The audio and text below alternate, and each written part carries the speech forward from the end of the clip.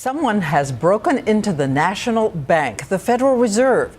A 21st century thief breaking into files, not into metal safes. The mysterious group Anonymous has struck again with a warning. This is just the beginning. Anonymous is a loosely affiliated network of hackers spread across the globe. During the hack of the Fed, Anonymous stole the login credentials of some 4,000 bankers from across the country.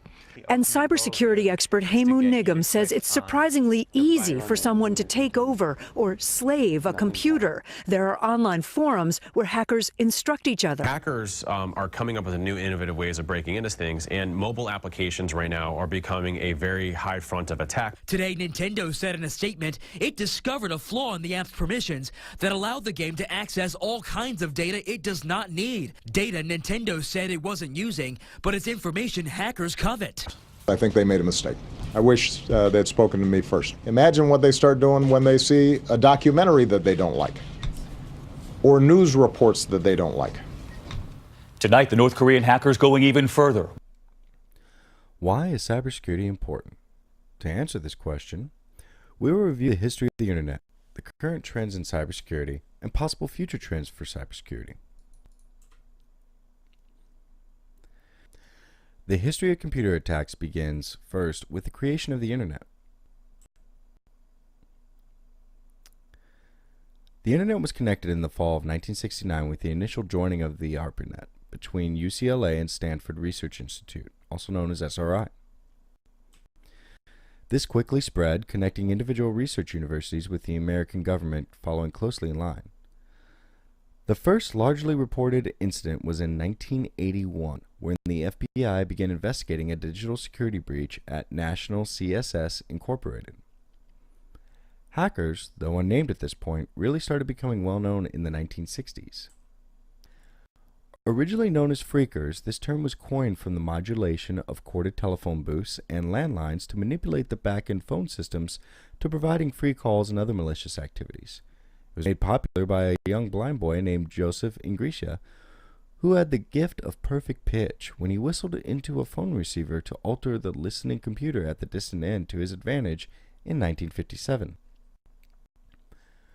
During the 1960s, phreak attacks were commonplace in this subculture to interact with automated telephone systems.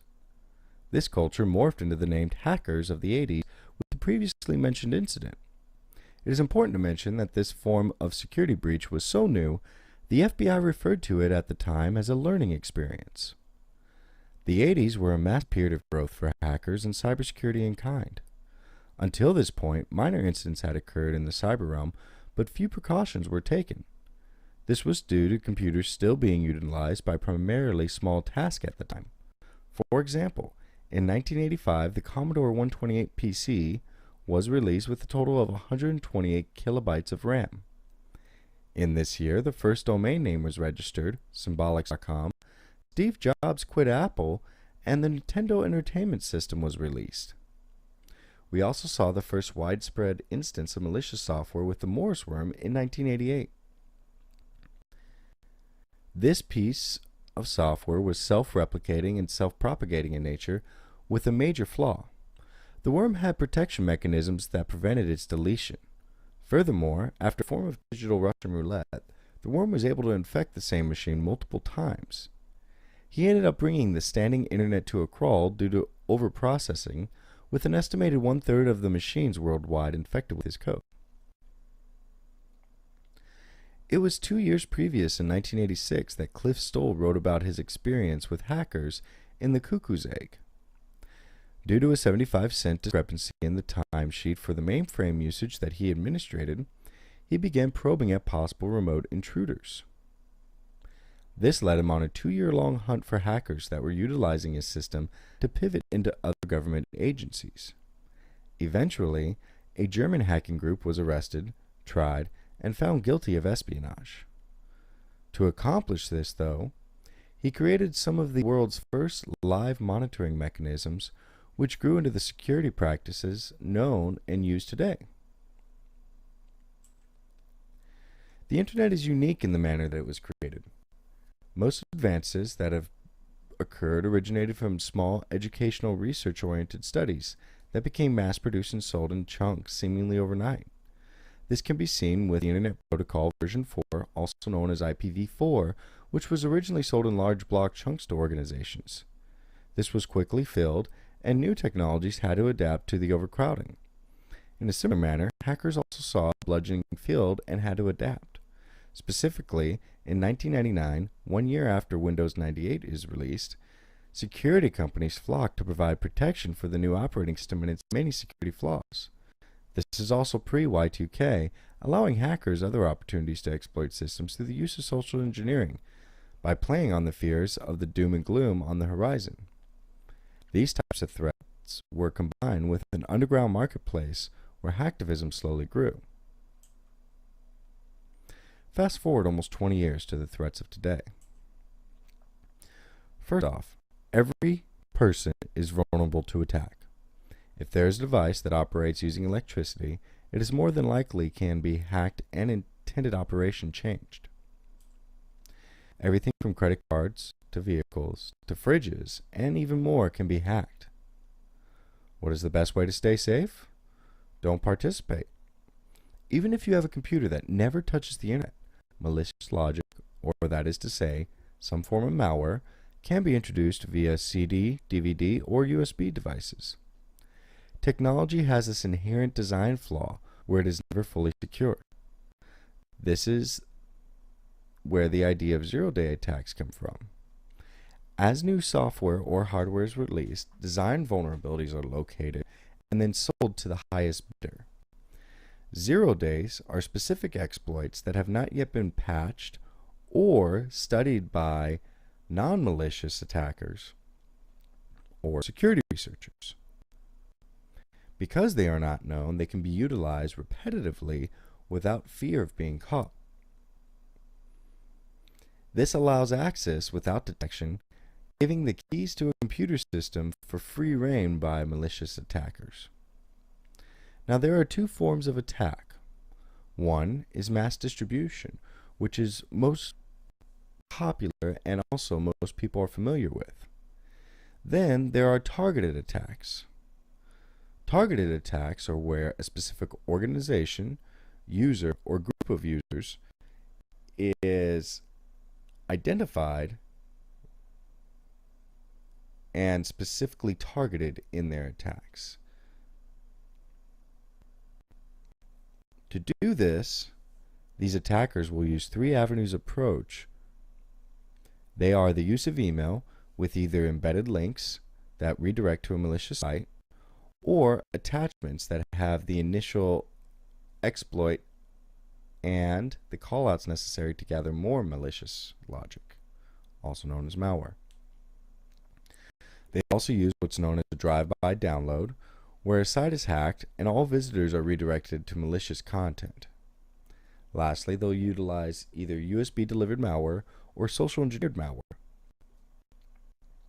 This is where the attacker either infects a removable device to be spread by USB stick, or the attacker convinces a user to download and install a seemingly wanted program that has malicious code run behind the scenes. Norton testified in front of the House Subcommittee on Science, Space, and Technology in 2015 that 90% of the cyber breaches that occurred in 2014 could have been prevented with simple implementation of basic cyber best practices. Most cyber incidents occur from user interaction. That is to say, a computer user must click on something that either initiates the attack or they click on links that redirect them to a malicious location. And this problem is not unique to America.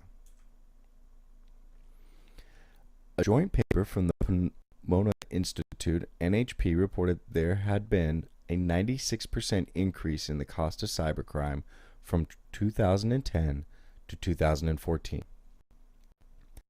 The same paper reports that there are 80 to 90 million plus cybersecurity events that occur yearly, with only 30% of these being detected. According to an IDC and U.S. study, organized crime will account for a $138 billion loss in the Asian Pacific market, which will be the world's highest for the year. This is attributed to the regulatory status quo of the Asian markets having not kept up with the rapid pace of cyber attacks and also the cyber landscape.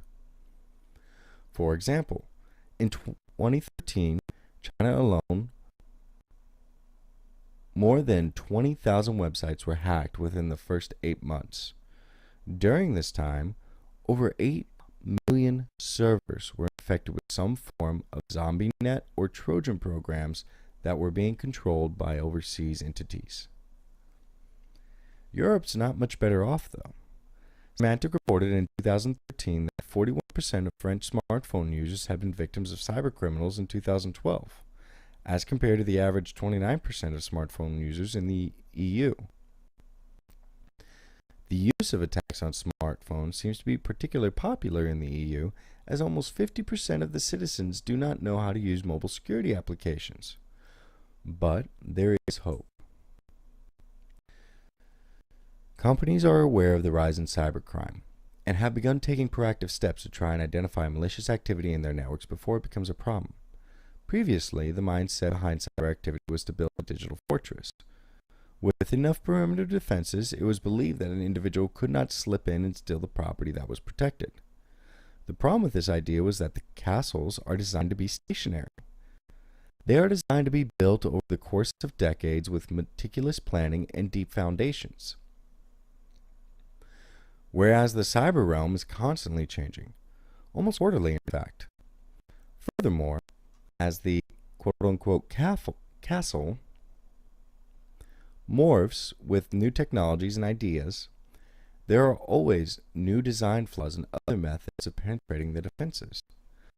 This includes well-meaning residents of the castle frequently inviting strangers in under the guise of assistance or entertainment.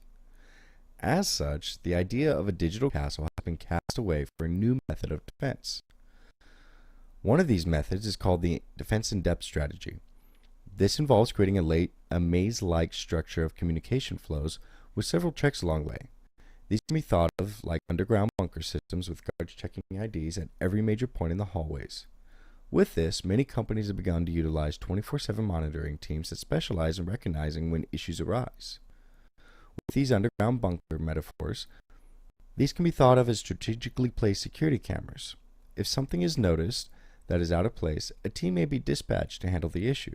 These are called either CERTs, Computer Emergency Response Teams, or IR, Instant Response Teams. These teams specialize in handling identified issues within the organization as quickly as possible. Lastly are the hunters. You can consider these individuals as the snipers on the watchtowers or the roving guard teams. These are the newest forms of security as they proactively search for the possible threats within the complex.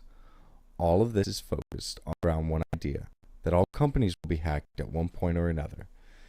The new ideal is to focus on identification of the hack as quickly as possible and to remove the threat from the protected area before damage can be done or secrets can be stolen. This is all needed due to the end user. This is because users like to keep life simple.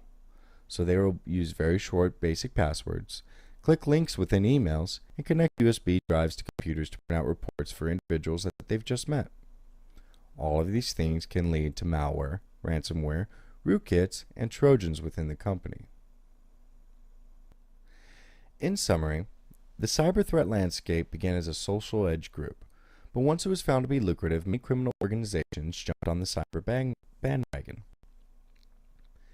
Being able to commit crimes from across the world, where apprehension is more than likely not possible, is extremely enticing to these organizations. Combine that with the ability to reach millions of individuals quickly and easily, and there is a reason cybercrime is climbing. However, for every criminal, there's a cybersecurity expert that is working hard to protect the end users, regardless if they try to undermine their efforts by clicking on every malicious item that is presented to them in a pretty package. As an overview of my personal experience, I maintain my CISSP, I have 7 years experience in the cybersecurity field, and currently I'm a network analyst. I also specialize in cyber hunting on the network layer. This is a list of the references utilized for this talk. Thank you for your time. I appreciate your attention.